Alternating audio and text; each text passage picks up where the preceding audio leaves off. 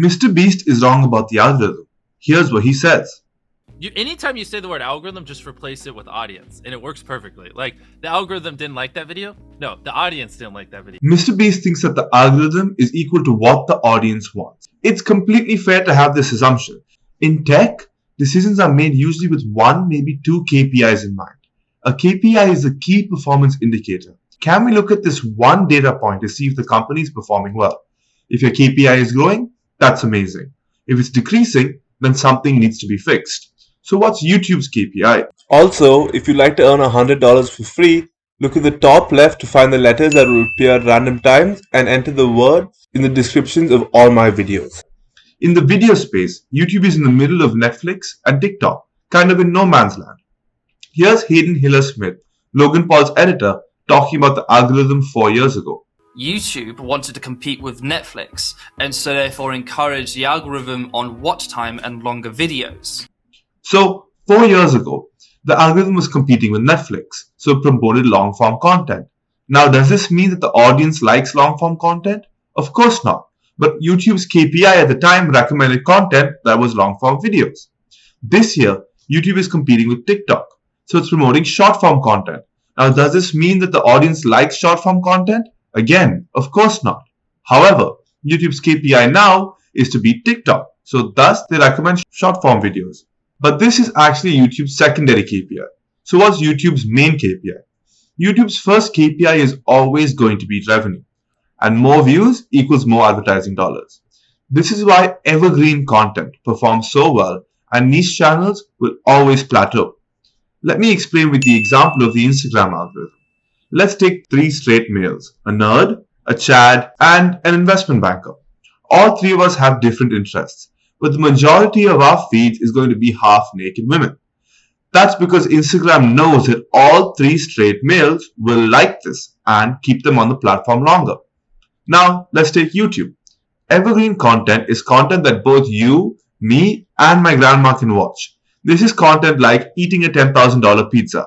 You might like videos about dogs, I like videos about competitive Pokemon, and my grandma likes videos about her dentures. But as humans, we all want to see what a $10,000 pizza is. Therefore, YouTube recommends it. Thus, evergreen content will always be king. Videos that hit the base mean of human desire is what gets clicks. It's kind of sad, and Mr.Beast knows this too. Here's what he says.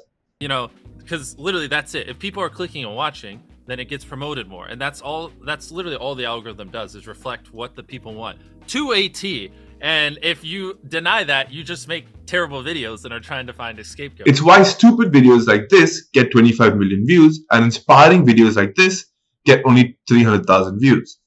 But according to Jimmy's logic, the inspiring video sucks and the stupid video is better because it got more views.